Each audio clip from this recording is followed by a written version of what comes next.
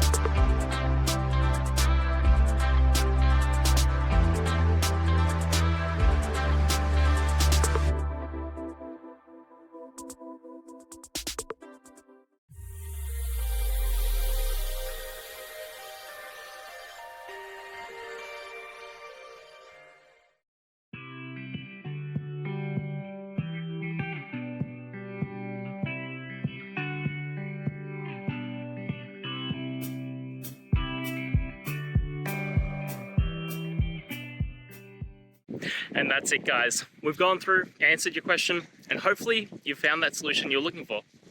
Guys, if you did, please hit subscribe. I'd really appreciate it. And until next time, you need technical help, I'll see ya.